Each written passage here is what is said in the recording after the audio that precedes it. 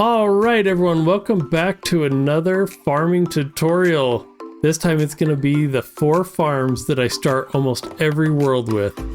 A chicken farm, a sheep farm, a beef farm, and a lava farm. One of those things is not like the other, but they're all necessary for when I start a new world. So let's jump in and I'll explain why I chose these 4 and why I always build them into my world. Okay, the first one we're going to start with is a chicken farm. I've built these pretty much on every map because I can keep the chickens just laying eggs and building them. So we're going to start with a dispenser, put a redstone comparator, a redstone repeater coming out of that, a redstone repeater facing the opposite direction, a block, get that redstone dust, and wrap it all the way around.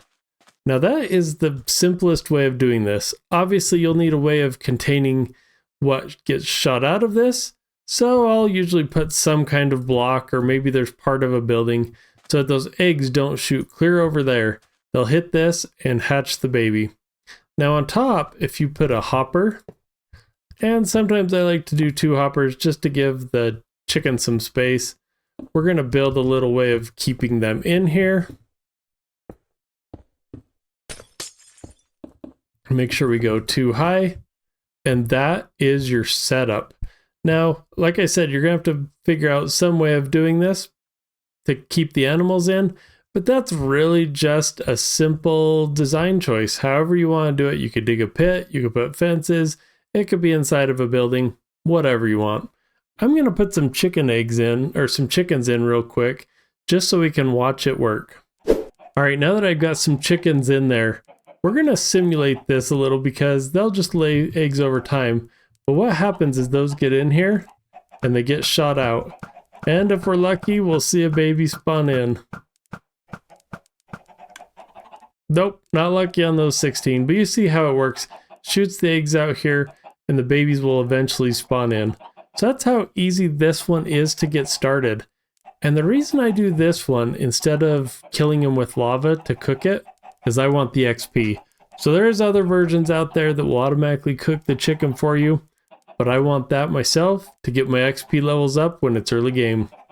Let's move on to the next one. All right, the next one is a sheep farm. If you haven't built an auto sheep farm, you gotta do it. It's an easy way to get all the beds you're gonna need for your villager breeding, and if you want to trade wool with the villagers that you have. So we're going to start by putting a piece of grass down. We want an observer to look at that piece of grass. We're going to put a dispenser on top of that, a piece of grass behind it, a redstone, and that's it. Next, you're just going to put some simple way of keeping a sheep inside of there. You're going to have to find a sheep in your world, lure it over, and it's in. Now, we just need to get some shears. All right, so with those shears, we're going to stick them in here. And now every time that this sheep eats this grass, it's going to shear it and the wool will fall down. Now you'll need to put some kind of method underneath this to get the wool out, whether that's a minecart, hopper minecart to collect it, or however else you want to gather this, that's up to you. I actually have a video on that if you want to go check it out. But the cool thing with this setup is we can also make it tileable, at least back to back. So now if we put another grass here, an observer looking at it, a dispenser this way, then we have it built up so that no matter which one of these sheep eat, it's going to shear their wool. So we're going to take this shear and put it in here. Now let's hope they eat some grass here real quick to demonstrate how it works. I wish there was an easy way to encourage them. Oh, there we go. And you can see it sheared both of them. Perfect. So that's an easy way to use just a tiny bit of redstone and get 2 of them. Now you could tile this as long as you needed to create the wool farm you need, but at least early game, this is going to give you some early wool. One tip, make sure you put plenty of grass around it to help encourage that grass to grow back, because if there's not, that grass is never going to come back. So make sure you got plenty of grass around these guys. All right, on to the third one. We're going to build a bee farm. Now, I like to build these early game because slime can be hard to get for your slime blocks.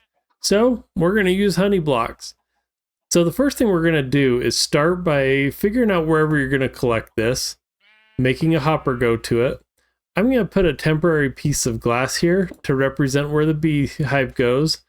Next, I'm going to run a string of blocks out the back, 4 to be exact. One here, one on top of this, one here, another here, and then a simple slab there. So you get this shape. Next, we need to put a comparator coming out of this block, which is going to read the volume of honey inside of the bee's nest. We're going to take the redstone and run it across the top like this. Next, you'll need a dispenser, and this one you want to make sure it's facing down. And the pro tip is make sure when you're doing this, you put in the hive very last. So we're going to build up where our bees are going to go in the enclosure. And this is when you would then put your bee nest in. Make sure they're locked in. You'd put a flower. Obviously, I don't have the bees here, but the other thing you have to make sure you do is they can come out the side of this. So make sure you put some blocks here so that they are encouraged to go out the front only, pollinate off the flower, and go back in their hive. And that is a simple setup. So up here, you would just put in whatever glass bottles you want. If you want to put a little bit in or a lot, just stick those in there. As the signal strength gets long enough, it'll soak up that honey, drop it, it'll get picked up by this hopper, and you're in luck. You've got enough of that after a while, and you've got your honey blocks. All right, and the fourth, but certainly not least, is a fuel farm. If you've ever been out in the world looking for coal over and over and over again, but you're close to some lava, this is going to be a lot easier and going to help a lot in your early game. So it's pretty simple by putting a cauldron in here. We're going to put a temporary block here, a block on top of that. We're going to block around with some glass, put a bucket of lava in the top, and put a pointed dripstone underneath. And as you can see, there's going to be lava dripping out here into this cauldron. You don't have to do anything else. This will eventually fill up. You come with your bucket, grab that lava once it's full, and you can now use it in your furnace and wherever you need to cook your stuff. And it just keeps generating it, so it's free. You don't have to keep going out and looking for coal to cook your food or smelt blocks. It just keeps creating it for free.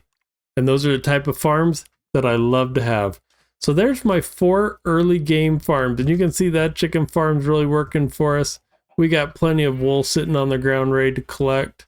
Our bees, we didn't put any in there, but you can see how that works. And our lava is going to start filling up. All right, and those are the 4 farms that I always like to start new worlds with. From chicken for my food, to wool to make beds for my villager breeder, honey blocks for building redstone contraptions, and then lava for fuel. And those are all going to be coming into a series that I'm starting real soon. It's going to be an SMP, and you're definitely going to want to check it out. So watch for that series to come soon, and until then, I'll talk to you later.